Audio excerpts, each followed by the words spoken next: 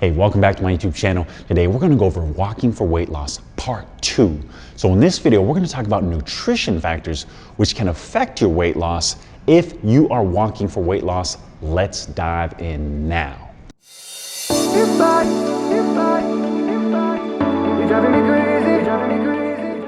I'm going to share with you a study which is going to be a little disheartening to hear, but it presents the reality if you don't have your nutrition working for you. So in this study, there are two groups of men. The first group didn't do any exercise, and by the end of 6 months, they ended up gaining 1/3 of a pound of weight. That's not really surprising. I mean, if we just all kept doing the same thing we do, we tend not to lose anything or gain anything. So the other group did exercise. They started out at 90 minutes of either walking or running a week, which progressed to 240 minutes a week, and they moderately increased their exercise intensity.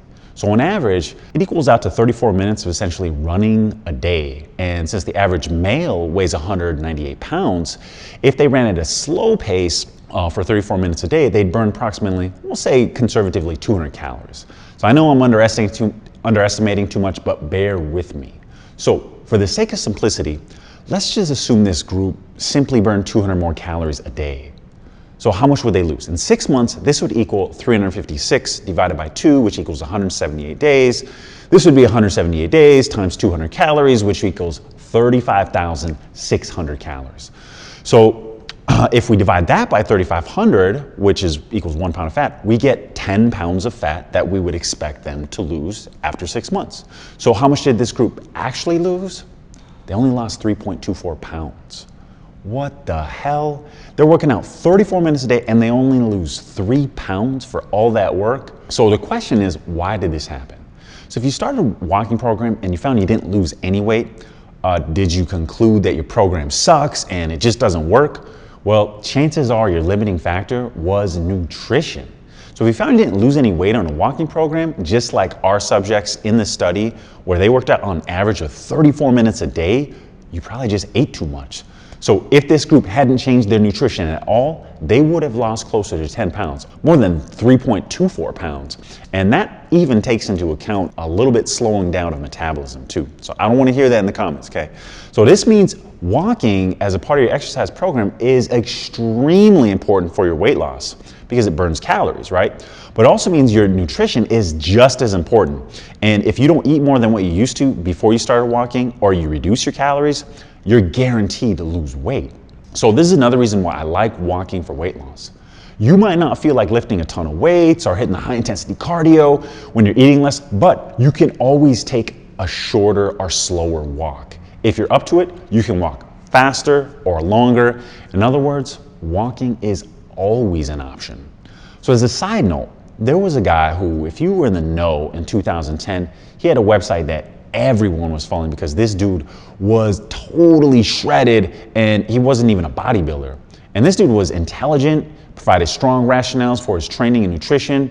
And it wasn't just him who was ripped, it was his clientele.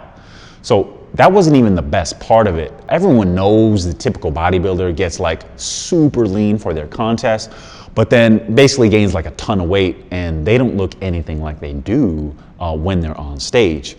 Not this dude. If you saw this guy year round, this dude is lean, super lean. And his name is Martin Berkhan. It was leangains.com. And it definitely helped herald in the age of intermittent fasting, which is a whole nother topic. But you want to know what kind of aerobic exercise he advocated for and did himself? Walking. So if you think walking for weight loss is a joke, I can assure you it is not. For those of you who've been skinny your whole life, you don't know shit. Being skinny comes natural to you, and that's your privilege. But what do you know about your knees hurting, getting embarrassed going up the stairs with your skinny friends when you're out of breath, having the thought of being self-conscious every time you go through a drive-through? That's real, and walking is a way out for these people, and I've done it myself. So there's a research study group called the National Weight Loss Control Registry. In this study group, researchers wanted to examine the most critical behaviors which contributed to losing weight, but just as importantly, keeping it off. I mean, anybody can lose weight, but can you keep it off for a long period of time? So they looked at thousands of individuals who lost 30 pounds or more for over a 1 year period of time. So can you guess which exercise they most commonly use to keep that weight off?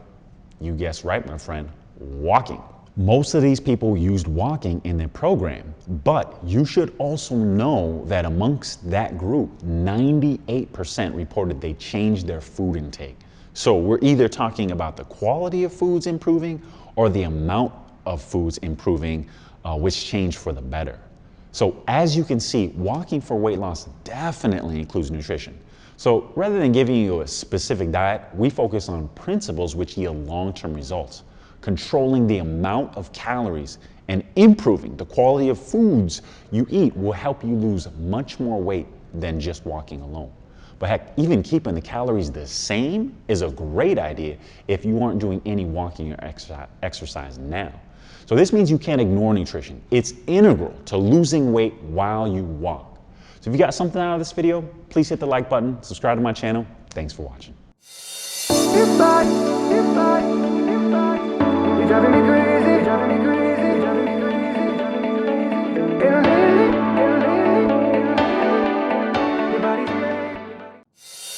Your body's You're driving me crazy, driving me crazy.